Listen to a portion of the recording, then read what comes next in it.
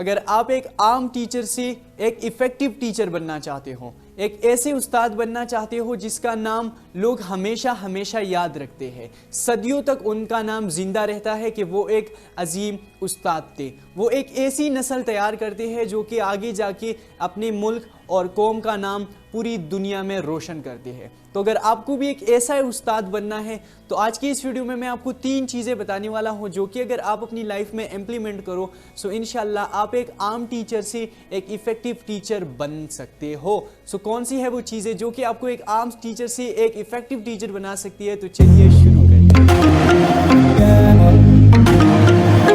अस्सलामुअलैकुम एवरीवन, मेरा नाम है Usman Qadir and I am a trainer और इस चैनल पर हम आपको आपके पर्सनल और प्रोफेशनल लाइफ को इम्प्रूव करने के लिए बहुत सारी स्ट्रेटजीज बताते हैं। तो अगर आप भी अपनी लाइफ को इम्प्रूव करना चाहते हो तो इस चैनल को सब्सक्राइब करके आप भी हमारी इस इंस्पायरिंग कम्युनिटी का हिस्सा बन सकते हो। तो चलिए शुरू करते हैं। अगर आपको एक इफ़ेक्टिव टीचर बनना है तो उसके लिए पहली चीज़ जो कि आपको समझना बहुत ज़रूरी है वो ये है कि आपका मोटिवेशन, आपको एनर्जी देने वाली चीज़, आपसे काम करवाने वाली चीज़ कभी भी पैसा नहीं होना चाहिए। आपका मोटिवेशन कभी भी पैसा नहीं होना चाहिए। आप में से इलॉन मस्क को काफ़ी सारे लोग जानते भी होंगे और जो नहीं जानते मैं आपको थोड़ा सा इलॉन मस्क का बैकग्राउंड बता देता हूँ कि इलॉन मस्क कौन है और ये स्टोरी हमारे इस टॉपिक से किस तरह रिलेटेड है वो भी मैं आपको बताता हूँ। आप जस्ट ये बातें गौर से सुनो, ठीक है। इलॉन मस्क की एक कंपनी है टेस्ला जो इलेक्ट्रिकल कार्स बनाती है। उससे क्या हो रहा है, ये पोल्यूशन में कमी आ जाएगी। इतनी आलूदगी गाड़ियों से पैदा होती है, पेट्रोल की गाड़ियों से, वो चीज़ें ख़त्म हो जाएगी। इलॉन मस्क हमारी ह्यूमैनिटी एंड एनवायरनमेंट के लिए इतना बड़ा काम कर रहा है कि जो ट्रक्स, ये सारी चीज़ें पेट्रोल वाली ख़त्म हो जाएगी, फ्यूचर में इलेक्ट्रिकल कार्स आ जाएंगी। दूसरा काम इलॉन मस्क कर रहा है, अभी जो थोड़े बैकवर्ड एरियाज़ में रहते हो उन्हें पता होगा कि नेटवर्क की बहुत प्रॉब्लम होती है। किसी पहाड़ के ऊपर पे चले जाओ, वहाँ पे सिग्नल नहीं मिलेंगे, किसी सहरा या साइड के एरिया में चले जाओ, वहाँ पे सिग्नल नहीं मिलेंगे। लेकिन इलॉन मस्क क्या कर रहा है, वो ऐसे सैटेलाइट्स भेज रहे हैं पूरी दुनिया में जिससे अगर आप पहाड़ के ऊपर खड़े हो, सहरा में हो, किसी साइड के एरिया में हो, आप जहाँ पर भी हो आपको वहाँ पे फुल इंटरनेट अवेलेबल होगा, सारे सिग्नल अवेलेबल्स होंगे। और तीसरी एक बहुत बड़ी प्रॉब्लम जो कि दुनिया फेस कर रही है वो है ट्रैफिक की प्रॉब्लम। ये पूरी दुनिया की प्रॉब्लम है, लेकिन इलॉन मस्क क्या कर रहा है, वो अंडरग्राउंड टनल्स बना रहे हैं जिससे गाड़ियाँ उसमें चलेंगी और उसकी स्पीड भी बहुत ज़्यादा होगी। एक हम ज़्यादा डिस्टेंस फिर कम टाइम में जो है वो तय कर पाएंगे और दूसरा ये कि ये ट्रैफिक जो है ये इन सड़कों से कम हो जाएगी, तकरीबन ख़त्म ही हो जाएगी।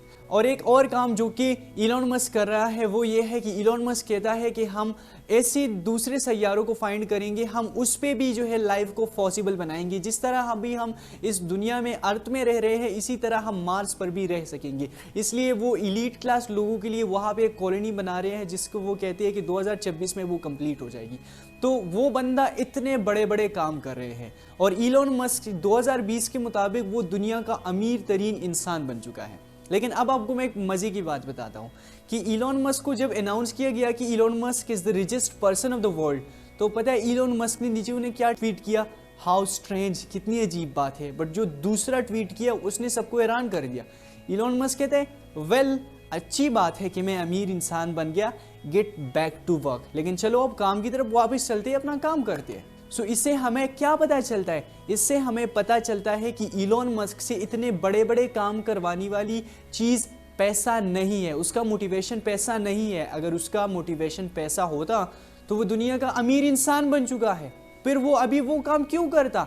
उसके पास कोई पैसों की कमी है क्या? नहीं, उसके पास पैसों की कमी नहीं है, फिर भी वो काम कर रहा है। उसी टाइम वो कहते हैं get back to work. Elon Musk से इतने बड़े बड़े काम करवाने वाली चीज़ उसका पर्पस है, पैसा नहीं है। उसका पर्पस है कि मुझे ह्यूमैनिटी के लिए, लोगों के लिए कुछ करना है, कुछ बहुत बड़ा करना है, आने वाली जनरेशन की लाइफ को मैंने आसान बनाना है। इसी तरह अगर आपको एक अजीम उस्ताद बनना है तो आपकी ज़िंदगी में एक पर्पस होना चाहिए कि मुझे एक ऐसी नस्ल और कौम तैयार करनी है, उनकी सही से तरबियत करनी है कि अगर आगे जाके वो बच्चा चाहे डॉक्टर बने, जज बने, इंजीनियर बने, CSS ऑफिसर बने, जो भी बने, लेकिन वो एक अच्छा इंसान हो, उसके अखलाक अच्छे हो, वो सिर्फ अपने बारे में ना सोचता हो, सेल्फिश ना हो, बल्कि वो सब लोगों के बारे में सोचता हो, अपने मुल्क और कौम के बारे में सोचता हो। मुझे एक ऐसी नस्ल तैयार करनी है। इसलिए अगर आपको एक अजीम उस्ताद बनना है तो आपकी लाइफ का भी एक ऐसा पर्पस होना चाहिए, और आपको मोटिवेट करने वाली चीज़, आपको एनर्जी देने वाली चीज़ आपका वो पर्पस होना चाहिए, ना कि पैसा होना चाहिए। सो पहली चीज़ हमें समझनी होगी, एक अजीम उस्ताद बनने के लिए ज़रूरी है कि आपको मोटिवेशन देने वाली चीज़ आपका पर्पस हो, ना कि पैसा हो।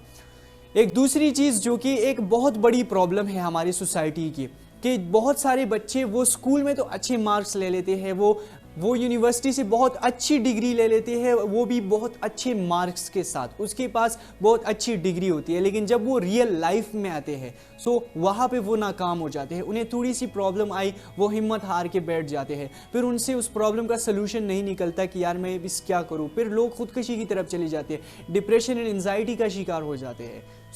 अब हमें क्या करना चाहिए? एज अ टीचर हमारी रिस्पॉन्सिबिलिटी है कि हम बचपन से ही अपने बच्चों की ऐसी तरबियत करें कि उनका माइंडसेट हम प्रॉब्लम ओरिएंटेड से सलूशन ओरिएंटेड की तरफ कन्वर्ट करें, कि जब उन्हें कोई प्रॉब्लम आए तो वो बैठ के उस प्रॉब्लम पे फोकस ना करें कि मुझे ये प्रॉब्लम है, ये मसाइल है मेरी लाइफ में, ये चीज़ ख़राब हो रही है, ये वो, बल्कि वो उस प्रॉब्लम के सलूशन पे फोकस करे। और ऐसी ट्रेनिंग उस बच्चे की सिर्फ एक उस्ताद ही कर सकता है। इसलिए एज ए टीचर हमारी रिस्पॉन्सिबिलिटी है कि हम अपने स्कूल के मैनेजमेंट या किसी से बात करें कि वीक में सिर्फ एक क्लास हमें ऐसा दिया जाए 30 मिनट्स का, कि जब टीचर क्लास में जाए तो वो ये साइंस के सब्जेक्ट्स पढ़ाने की बजाय उनसे ये कहे कि स्टूडेंट्स, पोल्यूशन एक बहुत बड़ी प्रॉब्लम है, लेकिन आज आप लोगों ने मुझे बताना है कि इस प्रॉब्लम का सलूशन क्या हो सकता है। आपने वो 30 मिनट बच्चों को देने हैं, आपने उन्हें नहीं बताया कि पोल्यूशन की ये सलूशंस हो सकती है, इसके लिए हमें ये करना चाहिए, वो करना चाहिए,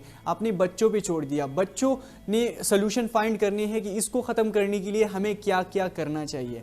या एक जो लोग सिग्नल पर इतनी ज़्यादा हॉर्न्स बजाते हैं हॉस्पिटल के पास में, ये सब, तो बच्चों से पूछिए कि इसका क्या सलूशन हो सकता है। हमने बच्चों को वीक में सिर्फ एक क्लास ऐसी देनी है कि उसमें हमने उन्हें कोई एक प्रॉब्लम दिया कि बेटा ये एक प्रॉब्लम है और इसका सलूशन क्या हो सकता है, वो आप लोगों ने फाइंड करना है। मैं सिर्फ पिक करूंगा कि इनमें से कौन सा सलूशन ज़्यादा वो जो है वो एप्लीकेबल है रियलिटी में। आपने एक क्लास वीक में बच्चों को इस तरह ज़रूर देनी है, तो इससे क्या होगा कि उनमें बचपन से ही प्रॉब्लम के सलूशन फाइंड करने की आदत उनमें लग जाएगी। तो जब वो बड़े होंगे और फिर उनकी प्रोफेशनल या पर्सनल लाइफ में कोई भी इस तरह की प्रॉब्लम आएगी, तो बचपन से आपने उन्हें ऐसा ट्रेन किया होगा कि वो प्रॉब्लम पे फोकस करने के बजाय सलूशन पे फोकस करते हैं। जब वो बड़े होंगे तो तब भी वो सलूशन पर फोकस करेंगे, ना कि प्रॉब्लम्स पे, और वो ज़िंदगी में बहुत आगे जाएंगे। ये दूसरी चीज़ हो गई। अब तीसरी चीज़ जो कि एक टीचर के लिए बहुत ज़रूरी है, वो है बच्चों की अप्रिसिएशन, बच्चों को इनकरेज करना। मैं खुद एक स्टूडेंट हूँ और मुझे पता है कि जब एक टीचर आपको एक स्टूडेंट को इनकरेज करता है तो उस स्टूडेंट को कैसा फील होता है, कितना अच्छा उसको लगता है। आप एक टीचर हो आज, लेकिन आप भी इस स्टूडेंट के फेस से गुजरे होंगे। आप खुद सोचो, आपको कभी आपके टीचर ने अप्रिशिएट किया हो, इनकरेज किया हो, आपको कैसा लगा था? मैं आपको एक पर्सनल एग्जांपल देता हूँ। हमारे जो बाकी टीचर्स हैं, जब वो सवाल पूछते हैं क्लास में, तो तकरीबन क्लास में कुछ 4-5 बंदे हैं वो हाथ खड़े करते हैं कि हाँ हम इसका जो है वो आंसर दे सकते हैं। लेकिन जो हमारी उर्दू की टीचर है, जब वो सवाल पूछते हैं तो 50% से ज़्यादा क्लास हाथ खड़ा करता है कि हम इसका आंसर दे सकते हैं। ऐसा क्यों होता है? ऐसा इसलिए होता है क्योंकि हमारी उर्दू की टीचर की आदत है कि जब अगर कोई गलत जवाब भी दे दे, लेकिन वो तब भी आके उसके कंधे पे ऐसे हाथ करके, बेटा शाबाश, आपने अपनी काफ़ी कोशिश की, लेकिन ये ऐसा नहीं है, ये ऐसा है, लेकिन आपने हिम्मत नहीं हारनी, आपने अपनी कोशिश की है, आप खड़े हुए हो, ये भी बहुत बड़ी बात है। और सारी क्लास वालों से कहते हैं कि आप इसके लिए क्लैपिंग करो। तो वहाँ से वो बच्चों को इनकरेज करता है, अप्रिशिएट करता है।